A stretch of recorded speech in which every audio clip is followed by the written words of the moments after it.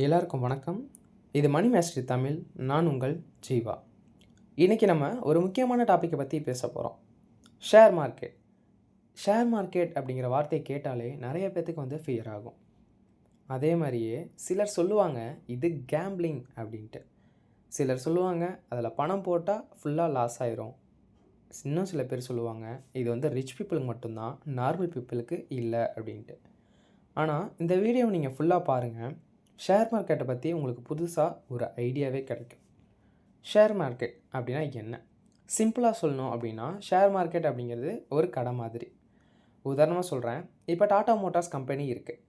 அந்த கம்பெனியை வந்து எக்ஸ்டெண்ட் பண்ணுறதுக்கு பணம் வேணும் அப்படின்னு சொல்கிறாங்க. அப்போ அந்த எக்ஸ்டெண்ட் பண்ணுறதுக்கு அவங்க சில அமௌண்ட் ஆல்ரெடி போட்டு வச்சுருப்பாங்க. ஆனால் எக்ஸ்பெண்ட் பண்ணுறதுக்கு நமக்கு சில அமௌண்ட் வேணும். பேங்க்லேயும் கேட்பாங்க. பட் பேங்க்கில் கேட்டாங்க அப்படின்னா அவங்களுக்கு இன்ட்ரெஸ்ட் வந்து பே பண்ணுற மாதிரி இருக்கும். இதுவே வந்து பார்த்தோம் அப்படின்னா அதை ஷேர் பிரிப்பாங்க. ஒரு சின்ன சின்ன பீஸாக வந்து பிரிப்பாங்க அப்படின்னு வச்சுக்கோங்க. எக்ஸாம்பிள் ஒரு பீஸா வச்சுக்கோங்க. அது சின்ன சின்ன பீஸாக போடுற மாதிரி. இப்போ அந்த பீஸ் அதுதான் வந்து பார்த்திங்கன்னா ஷேர்னு சொல்லுவாங்க. இப்போ நீங்கள் டாட்டா மோட்டார்ஸோட சின்ன சின்ன ஷேராக நீங்கள் வாங்குறீங்க அப்படின்னா நீங்களும் ஒரு சின்ன ஓனர் அப்படிங்கன்னு ஆயிடுவீங்க. இப்போ ரியல் எக்ஸாம்பிள் மாதிரி ஒன்று பார்ப்போமே. இப்போ ஒரு கடை கட்டணும்னு பிளான் பண்ணுறீங்க. ஒரு 10 லட்ச ரூபா வேணும். ஆனால் உங்கள்கிட்ட ஒரு 5 லட்ச ரூபா தான் இருக்குது. அதே மாதிரியே ஃப்ரெண்டுக்கிட்ட ஒரு 50 லட்ச ரூபா, ஒரு 5 லட்ச ரூபா கேட்குறீங்க. சரிங்களா? இப்போ நீங்கள் ஒரு 5 லட்ச ரூபா கேட்குறீங்க அப்படின்னா அவரும் 50-50 பார்ட்னர் தான். எக்ஸாம்பிள் நீங்கள் ஒரு 5 லட்ச ரூபா வச்சுருக்கீங்க, அவரும் 5 லட்ச ரூபா கொடுக்குறாரு. ஸோ 50-50.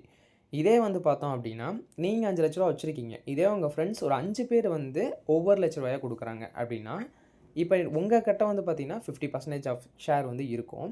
அவங்கக்கிட்ட 10-10 ஷேர் வந்து பிரிச்சுருவாங்க. இதே தான் ஷேர் மார்க்கெட்லேயும் நடக்குது. சேம் வந்து இப்போ நான் உங்களுக்கு எக்ஸாம்பிள் கம்மியாக சொல்லிட்டேன். ஷேர் மார்க்கெட்டில் இன்வெஸ்ட்மெண்ட் பண்ணுறதுக்கு ஷேர்ஸ் நிறையா இருக்கும். கிட்டத்தட்ட 50,000லேருந்து 1,00,000 வரைக்கும் கூட இருக்கும் ஷேர்ஸ். சரிங்களா? இப்போ ஷேர் மார்க்கெட்டில் எப்படி பணம் வருது அப்படிங்கிறத பற்றி பார்ப்போம். First share price appreciate. இப்போ நீங்கள் எக்ஸாம்பிள் ஒரு 100 ஒரு கம்பெனியில் வந்து போடுறீங்க, இன்வெஸ்ட்மெண்ட் பண்ணுறீங்க அப்படின்னா இப்போ அந்த கம்பெனி வந்து அப்ரிஷியேட் ஆகிறப்ப ஒரு நீங்கள் போட்ட 100 போட்ட அமௌண்ட்டு 150 போய் நிற்கிது அப்படின்னா உங்களுக்கு 50 ப்ராஃபிட். ஸோ இப்போ நீங்கள் 100 பை பண்ணியிருக்கீங்க, 150 போயிடுச்சு. நீங்கள் செல் பண்ணுறீங்க அப்படின்னா உங்களுக்கு 50 ஜஸ்ட்டு. ஸோ அப்போ நீங்கள் வந்து செல் பண்ணிவிட்டு உங்களோட ப்ராஃபிட்டை வந்து நீங்கள் கெயின் பண்ணிவிட்டு போயிடலாம்.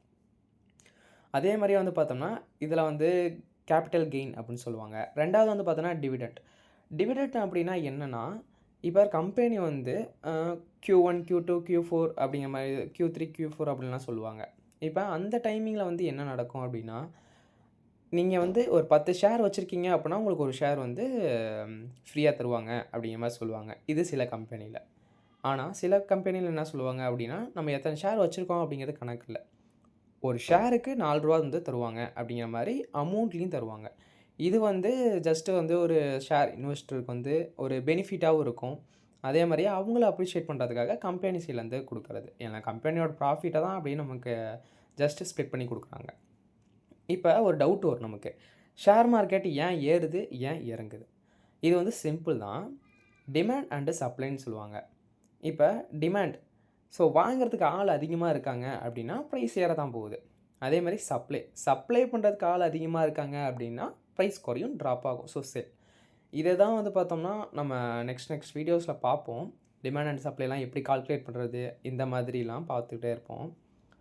அதே மாதிரியே இந்த டிமாண்ட் அண்ட் சப்ளைவை எப்படி அஃபெக்ட் பண்ணுது? கம்பெனியோட performance, news, economy, government policies, இது எல்லாமே நிறைய ஃபேக்டர்ஸ் இருக்குது. இதெல்லாம் வச்சு தான் டிமாண்ட் அண்ட் சப்ளை வந்து எப்படி அஃபெக்ட் ஆகுது அப்படிங்கிறத கண்டுபிடிப்போம். இப்போ நீங்கள் கேட்கலாம் ஷேர் மார்க்கெட்டில் இன்வெஸ்ட் பண்ணுறது சேஃபா அப்படின்ட்டு. நான் ஹானஸ்ட்டாக சொல்கிறேன், ஷார்ட் டேர்மில் பண்ணுறீங்க அப்படின்னா அது ரிஸ்க்கு. ஆனால் இதுவே லாங் டைமில் ஷேர் மார்க்கெட்டை தான் உலகிலேயே பெஸ்ட்டு பர்ஃபார்மிங் அசெட் அப்படின்னு சொல்கிறாங்க. ப்ரூஃப் வேணும் அப்படின்னா லாஸ்ட் 30 இயர்ஸில் இந்தியாவோட சென்செக்ஸ் 500 ரூபாயிலேருந்து 80,000 ரூபாய்க்கு மேலே போயிடுச்சு. அதாவது ஒரு லாங் டேர்ம் இன்வெஸ்டரோட பணம் 160 டைம்ஸ் க்ரோ ஆகிருக்கு. பேங்க் எஃப்டியில் இது பாசிபிளா அப்படிங்கிற கொஸ்டின் உங்களுக்கு ரைஸ் ஆகும். ஆனால் இது ஒரு முக்கியமான விஷயம். ஷேர் மார்க்கெட்டில் சக்ஸஸ்க்கு ஒரே ஒரு கீ தான் இருக்குது, நாலேஜ். கேம்பிளிங்கும் ஷேர் மார்க்கெட்டும் ஒரே வித்தியாசத்தில் தான் இருக்குது. ஆனால் கேம்பிளிங் அப்படிங்கிறது லக்கை வச்சு டிசைட் ஆகும். ஆனால் ஷேர் மார்க்கெட் அப்படிங்கிறது நாலேஜ் வச்சு மட்டும்தான் டிசைட் ஆகும். நீங்கள் எவ்வளோ கற்றுக்குறீங்களோ அவ்வளோ பெட்டராக ஆவீங்க. அதனால தான் 100 வீடியோஸ் போட போகிறோம் இதை பற்றி. நமக்கு எவ்வளோ புரியுது அப்படிங்கிறத அண்டர்ஸ்டாண்ட் பண்ணிக்கிட்டு ஷேர் மார்க்கெட்டில் நம்மளும் வளருவோம். சேனல் அப்படியே சப்ஸ்கிரைப் பண்ணிடுங்க, சப்போர்ட்டிவாக இருக்கும். அண்ட் லைக் அண்ட் ஷேர் பட்டனையும் தட்டி விட்டுருங்க.